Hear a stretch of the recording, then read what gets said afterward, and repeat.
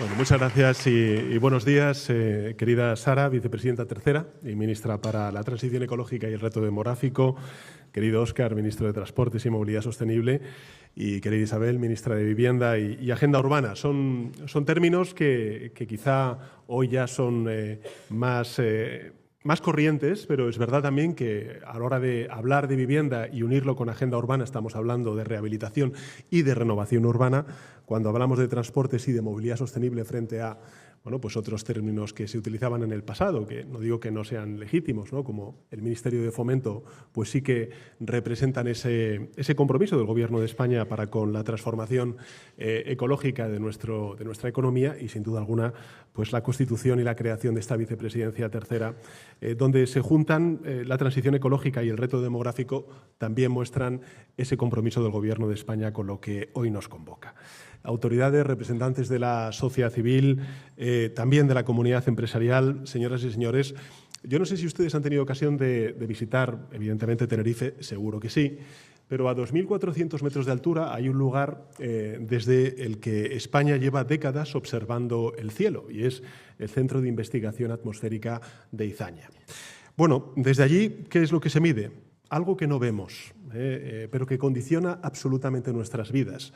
Es el estado de nuestra atmósfera, son los niveles de CO2, es en definitiva la salud del planeta.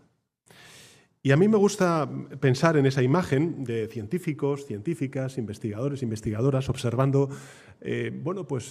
cambios casi imperceptibles para alertarnos de algo de una enorme trascendencia para nuestro día a día, como es efectivamente la emergencia climática, diciéndonos hacia dónde va el mundo antes de que sea demasiado tarde. Y es verdad, y lo sabemos, muchos de los que estáis, si me permitís el tuteo, aquí presentes, lo sabéis muy bien, la ciencia lleva décadas avisándonos sobre ello. Nos ha dicho que el Mediterráneo se está calentando más rápido que la media global. Hoy, por ejemplo, la portada del New York Times es la situación que está viviendo la Antártida.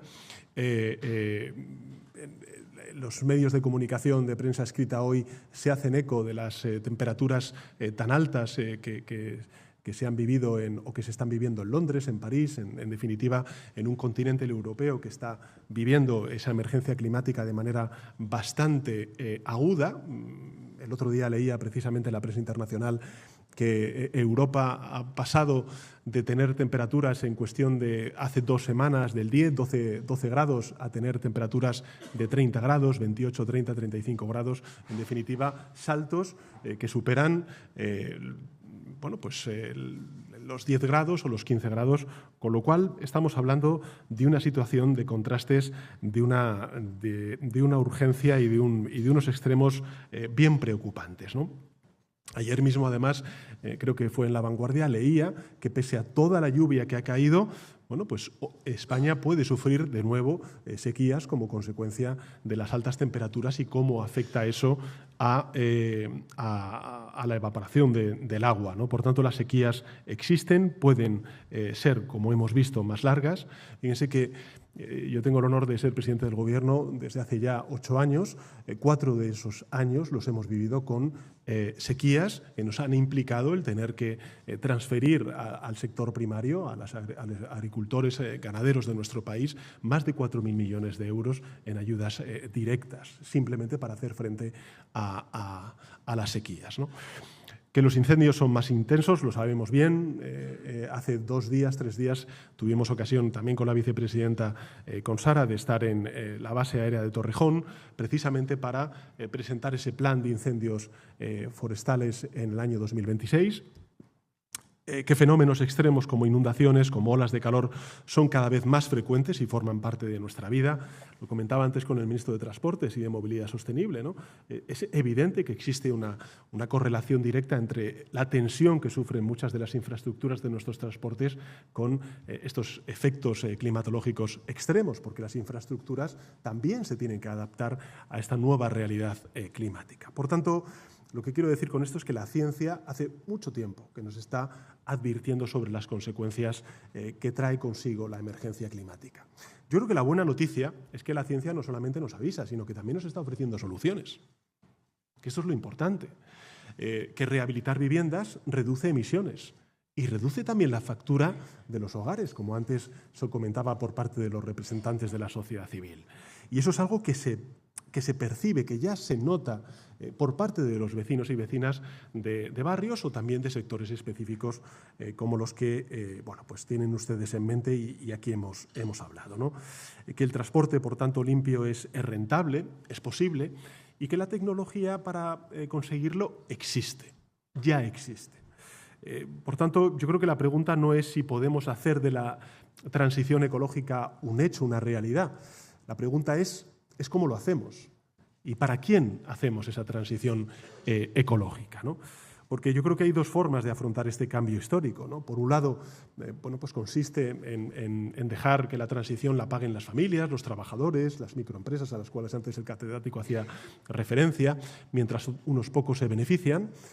Yo siempre digo que cuando se pone un impuesto al sol hay una carga ideológica detrás y hay unos intereses corporativos detrás, porque lo que se permite, o mejor dicho, se evita, es el despliegue de las renovables, el autoconsumo, las comunidades energéticas que ahora mismo están proliferando a lo largo y ancho de muchos barrios de nuestro país y, por tanto, mantener estructuras de oligopolio bien claras en sectores tan importantes como es el sector energético. Por tanto, no es un capricho, sino que también hay detrás, bueno, pues una serie de intereses concretos con nombres y apellidos que evidentemente este Gobierno acabó con ellos precisamente cuando en el año 2018 derogamos, entre otras cuestiones, ese impuesto al sol, ¿no? Por tanto, esa es una opción y la otra, muy distinta, que es la que nosotros hemos optado hace ya 8 años, es hacer de la transición ecológica un proyecto colectivo, una enorme oportunidad. Un proyecto europeo, también de país, de avance compartido, porque al final, ¿de qué estamos hablando sino de un bien público global como es el clima y cómo afecta a nuestros conciudadanos, ¿no? Por tanto, un avance compartido. Nosotros, como he dicho, pues elegimos esta segunda opción y lo hemos hecho además defendiendo una idea muy simple. No solamente el que contamina paga, sino que la factura de la transición debe repartirse con justicia. Yo recuerdo en el año 2020, antes lo compartía con la vicepresidenta Angensen, que en la Asamblea General de Naciones Unidas lo que hicimos fue defender conjuntamente con un país latinoamericano, con Perú, todo ese concepto de la transición justa, que por cierto fue acuñado por España, por el Gobierno de España. Y fuimos además el primer país en plantear con Sara y, por supuesto, con Teresa, la actual vicepresidenta de la Comisión Europea, ese primer plan de transición justa, para no dejar a nadie atrás, como antes se ha dicho, y para, efectivamente, que esto sea una gran oportunidad colectiva, sobre todo para aquellos que más dificultades tienen para hacer frente, bueno, pues a subidas en lo que es la factura del gas, de la luz, en definitiva, lo que representa esa pobreza y esa desigualdad que afecta particularmente a aquellos que necesitan más del apoyo de lo público. Bueno, yo creo que esto es precisamente el principio que inspiró ya en su momento el Sistema Europeo de Comercio de Emisiones, que ahora, de nuevo, por parte de la ultraderecha está siendo puesto en cuestión, ¿no? Como si fuera un impuesto más y no precisamente esos recursos que se necesitan para hacer de la transición ecológica una transición justa. Un instrumento que yo creo que ha demostrado a lo largo de los años que es un instrumento eficaz, pero también un instrumento equitativo que ha impulsado la Unión Europea para reducir las emisiones de CO2, para acelerar la descarbonización y que además, bueno, pues ha incorporado a muchísimos colectivos empresariales que hoy han visto que gracias a ese comercio de emisiones han podido hacer frente a esa descarbonización y ganar competitividad. Europa yo creo que tomó una decisión valiente porque éramos y fuimos entonces los primeros, y era poner un precio a la contaminación y gracias a ello, bueno, yo creo que hemos conseguido transformar nuestro sistema energético, reducir de forma drástica las emisiones. Y, por cierto, en España hemos logrado reducir las emisiones de efecto invernadero también conjuntamente con un importante crecimiento económico. Con lo cual, también se rompe uno de esos mitos, de esos prejuicios que se dice que esto de la transición ecológica, que esto del cambio climático, bueno, habrá que afrontarlo si hay que afrontarlo en el momento en el que se crece. Cuando las cosas vienen mal dadas, esto parece como una cosa para ricos, que poco menos no tiene que ser abordada por parte de las instituciones públicas. Bueno, nosotros hemos demostrado que sin duda alguna se pueden reducir las emisiones de efecto invernadero al tiempo que se crea empleo y que se crece. Y además, desde un punto de vista que creo que es muy relevante decir, y es que no solamente se trata de generar oportunidades, sino también, lógicamente, de crear empleo, de reducir desigualdades y de reindustrializar. Porque hoy, si estamos viendo que hay proyectos industriales que se están creando y naciendo en territorios donde era muy difícil que hubiera industrialización, es precisamente por el impulso que se está haciendo por parte del Gobierno de España a esta revolución energética, ¿no? Por tanto, la transición ecológica solo tendrá éxito si es justa desde el plano económico, desde el plano social y, por tanto, también desde el plano medioambiental. Si llega a los barrios vulnerables, claro que sí, si llega al mundo rural, si llega a las clases medias, a las clases trabajadoras, pero también si encontramos en los territorios, gracias a esta transformación energética, bueno, pues una fuente de reindustrialización, como estamos viendo en provincias como Huelva, como Badajoz, como Cáceres, como mucha de la España interior que necesita de esos aportes y de esas oportunidades, ¿no? Hay inversiones extranjeras que están llegando y españolas que están llegando a estos territorios precisamente por el impulso a las renovables que se está dando por parte del Gobierno de España, ¿no? Bueno, yo creo que en ese contexto, en ese marco, es donde, bueno, se sitúa este plan social para el clima que hoy estamos presentando, un plan, estamos ya un poco cansados, no digo cansados porque siempre es buena noticia, pero un poco es recurrente ya ver que el Gobierno aprueba planes de miles de millones de euros. Es que estamos hablando de 9.000 millones de euros. Un plan social de 9.000 millones de euros que está cofinanciado con el Fondo Social para el Clima de la Unión Europea y que antes me comentaba la vicepresidenta Gessen que desde el punto de vista del Gobierno de España representa un 25% de nuestra aportación. Por tanto, ahí está también el compromiso del Gobierno de España. Un fondo creado para acompañar a los ciudadanos ante la ampliación del mercado europeo de emisiones a los edificios residenciales y también al transporte. Por eso es importante la presencia de la ministra de Vivienda y Hacienda Urbana y, por supuesto, del ministro Óscar Puente.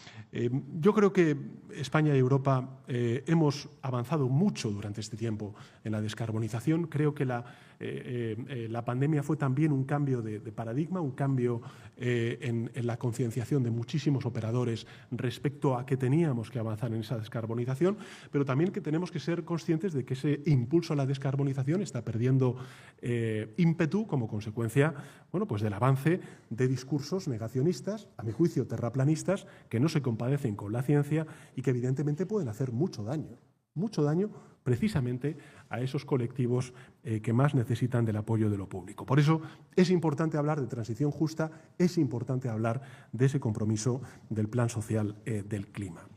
Y ese es el espíritu de este plan, que no haya que elegir entre llegar a fin de mes o llegar a fin de siglo, si me permiten este juego de palabras, ¿no? Que la sostenibilidad no es un lujo, como antes decía, que la transición ecológica sea también una palanca de cohesión social y territorial, como antes decía Óscar Puente, un catalizador para promover una mayor equidad, una mayor eficiencia y, sin duda alguna, también una mayor justicia social. Bueno, ¿dónde van a ir destinados estos 9.000 millones de euros? Sobre todo a dos grandes transformaciones que están muy, lógicamente, vinculadas con la ampliación que hicimos de ese mercado de emisiones de los ETS, como se dice el acrónimo en inglés, ¿no? Primero, vivienda. Vamos a movilizar 4.700 millones de euros. 4.700 millones de euros para ayudar especialmente a los hogares más vulnerables a incorporarse a la transición energética. ¿Eso qué significa?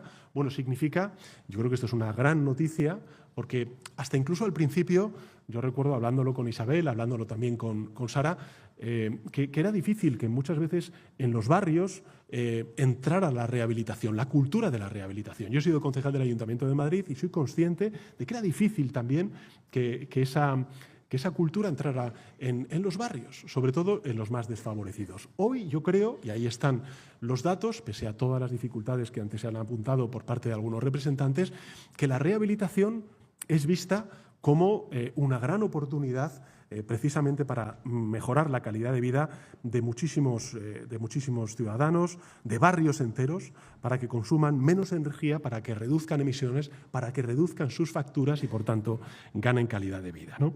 Bueno, yo creo que significa, por tanto, actuar sobre aquello que más nos preocupa, que es la desigualdad energética en los hogares más vulnerables, más humildes, que por lo general son los que peor aislados están, pagan por la calefacción en invierno y por la refrigeración en verano.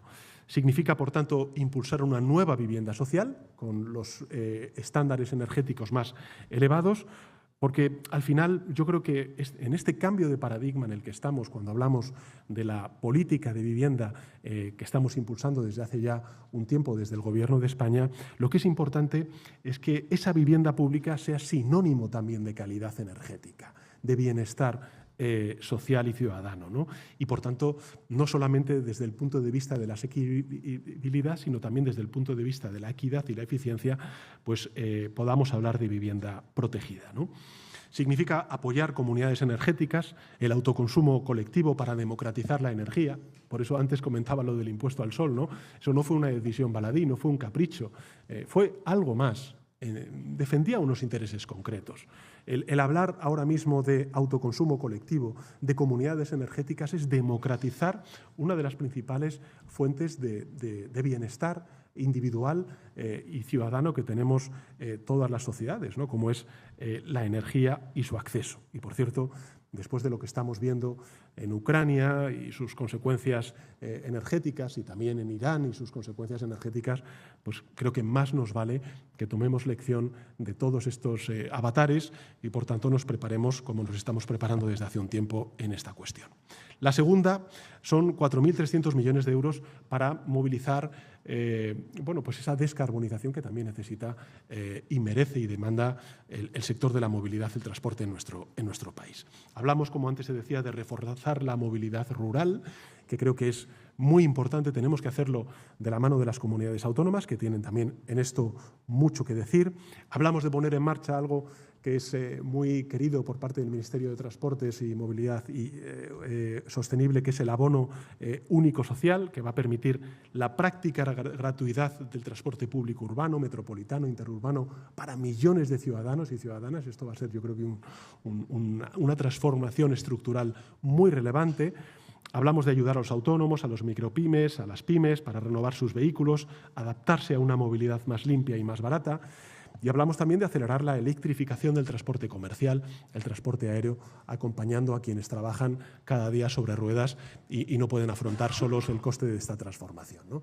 Una de las cosas, creo, de las que debemos sentirnos como sociedad más orgullosos es que durante estos años hemos logrado pues que casi el 25 o el 26% de la totalidad de nuestra economía esté electrificada. Y eso es hacernos más resilientes ante shocks energéticos como los que estamos viviendo, ¿no? Desde 2018, para que nos hagamos una idea, simplemente en cifras, la electricidad generada con renovables ha pasado de un 39% a un 56%.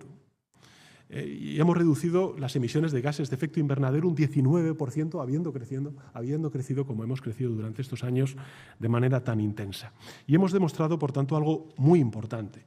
Es que la transición verde no es solamente la respuesta a ese desafío de solidaridad intergeneracional que tenemos con los más jóvenes, que lo tenemos también con nuestros hijos, con nuestros nietos, que merecen vivir en un planeta habitable, sino que también nos sale a cuenta. Como dice la gente joven, renta, desde el punto de vista también económico, social, y esto es algo que tenemos, lógicamente, que tener en la cabeza cuando hablamos del gran reto, pero también la gran oportunidad que tenemos. Por tanto, la transición ecológica no destruye, lo que hace es construir futuro. Y además nos hace más libres y más independientes. Y esto yo creo que es muy importante. En un momento en el que se habla por parte de muchos de la soberanía, de cómo defender el interés de una sociedad, de un país, de una nación como es España, bueno, pues sí, hacemos más libres y más independientes a España si ponemos un panel solar instalado en nuestros hogares, cuando tenemos un autobús limpio, cuando tenemos una vivienda rehabilitada. Esta es una forma también de depender menos del gas, de depender menos del petróleo. Y menos gas y menos pues consumo del petróleo nos hace menos vulnerables a situaciones de volatilidad internacional, como estamos viendo en los mercados del gas y del petróleo, desgraciadamente, como consecuencia de la guerra de Irán, ¿no? Bueno, yo creo que estas crisis energéticas nos lo han recordado con crudeza, que la dependencia de combustibles fósiles no solamente está contaminando, sino que también nos hace más vulnerables y nos hace, si me permiten la expresión, más vasallos de intereses ajenos, de otros. Por eso creo que defender la transición ecológica es no solamente una cuestión de justicia social, no solamente una cuestión medioambiental, sino también de esto que han llamado los europeos, este concepto un poco más así abstracto para el ciudadano corriente, que es esto de la autonomía estratégica. ¿Qué significa la autonomía estratégica? Bueno, ser más soberanos. Y si hay que hablar de soberanos, pues efectivamente hoy lo somos mucho más que hace 8 años como consecuencia de la apuesta que estamos haciendo. Por tanto, concluyo. Yo creo que toda gran transformación siempre plantea una misma pregunta. ¿Quién gana? ¿Quién gana? ¿Quién pierde? ¿Quién acompaña? Estas son las preguntas que se hace uno cuando se afrontan grandes transformaciones. Y desde el Gobierno de España lo tenemos claro, lo que no vamos a permitir es que el coste de la transición ecológica recaiga sobre quienes menos margen tiene, ni que llegue pues solamente a las capas altas de la sociedad, sino que tiene que llegar sobre todo a aquellos que lo necesitan. Vamos a hacer exactamente eso, vamos a convertir la transición ecológica, bueno, hablo en futuro, pero evidentemente lo estamos haciendo ya, en algo más que una necesidad sobrevenida, alertada por la ciencia, sino en una oportunidad compartida. La vamos a usar, como lo estamos haciendo, como palanca para seguir construyendo un país más justo, más cohesionado y también más competitivo, porque la competitividad también es sostenibilidad. Y para ello yo creo que necesitamos el apoyo de todos. Los recursos del Fondo Social del Clima están condicionados a la transposición y al cumplimiento de la normativa europea, y aquí se ha dicho antes por parte de algunos de los intervinientes.